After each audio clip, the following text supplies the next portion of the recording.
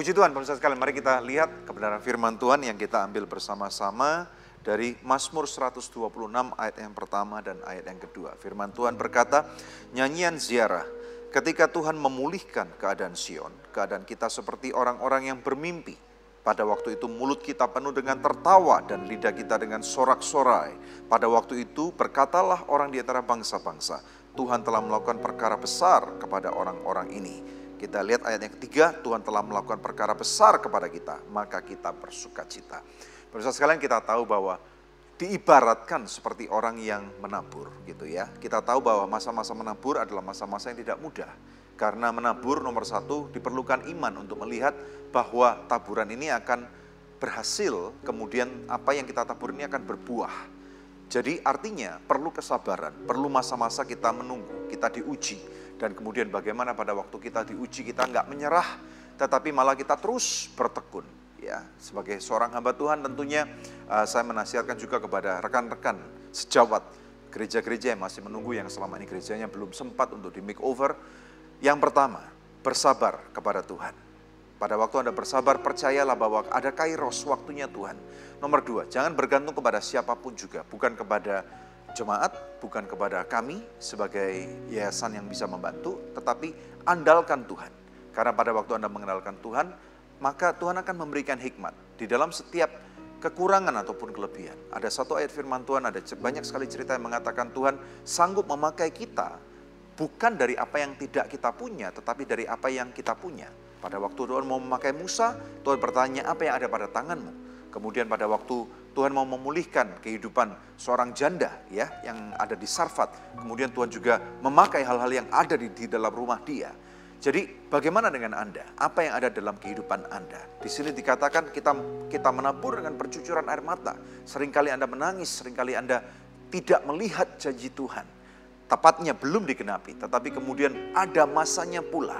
Di dalam kehidupan kita ada siklus, ada musim gitu ya. Tidak mungkin sebagai seorang hamba Tuhan pada waktu Anda sudah benar-benar menghidupi apa yang jadi panggilan Tuhan. Anda mengerjakan apa yang firman Tuhan perintahkan.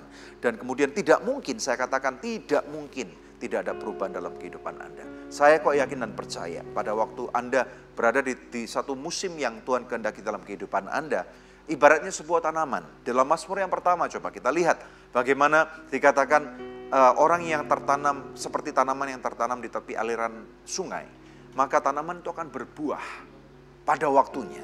Dalam kehidupan Bapak Ibu sekalian yang kekasih, pasti akan ada buah-buah kehidupan ya. Ada pemulihan kesehatan, pemulihan hubungan keluarga, kemudian ada pemulihan daripada pelayanan, kemudian ada pemulihan dalam keuangan termasuk di dalamnya.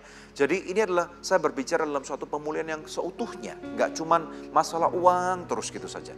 Dan tapi kemudian dikatakan di sana pada waktu itu, pada waktu pemulihan terjadi, mulut kita penuh dengan tertawa gitu ya. Sama seperti seorang ibu yang diibaratkan sakit mengandung gitu ya. Dan pada waktu melahirkan sakit sekali. Kita sering mendengarkan cerita bagaimana seorang ibu yang melahirkan dengan kesakitan pada waktu mendengarkan anaknya lahir, bayinya lahir, tangisannya itu terdengar. Tiba-tiba ibu-ibu ini kemudian mulai merasakan bagaimana dia tidak lagi merasakan sakitnya, tetapi dia tersenyum, dia tertawa. Karena apa? Ada berkat yang melimpah daripada Tuhan. Inilah yang terjadi pada waktu hidup kita dipulihkan oleh Tuhan. Amen. Saya sangat yakin dan percaya Anda yang sudah dipanggil oleh Tuhan.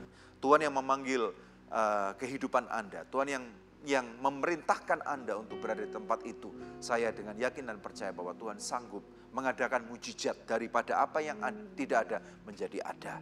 Ya, percayalah kepada Tuhan, percayalah kepada Dia yang memanggil Anda karena Dia setia. Dia adalah Raja di atas segala Raja, Dia Tuhan di atas segala Tuhan. Dan Dia tidak pernah kekurangan apapun juga. Oleh karena itu mari kita berdoa sekarang. Saya percaya bahwa Tuhan menyertai kehidupan Anda. Dan kita percaya bahwa ada mujizat, ada tuaian besar. Mari kita berdoa bersama-sama. Bapa, dalam nama Yesus, berdoa untuk setiap pemirsa Good News. Terutama mereka para hamba-hamba Tuhan yang ada di kota kecil, di lembah-lembah, di dusun-dusun, di desa-desa. Tuhan lawat kehidupan mereka. Tuhan kami percaya di tengah-tengah ketidakadaan apapun juga, Engkau sanggup mengadakan. Tuhan, berkat-Mu tercurah. Bahkan pada waktu mereka tumpang tangan kepada orang yang sakit. Bahkan tidak ada dokter, tidak ada obat-obatan. Saat ini juga kita aminkan bersama-sama. Engkau yang sakit di dalam nama Yesus, aku perintahkan engkau sembuh. Engkau yang bahkan memerlukan hikmat, engkau memerlukan kekuatan, bangkit dan bersinarlah engkau. Karena keselamatanmu sudah datang, kata firman Tuhan.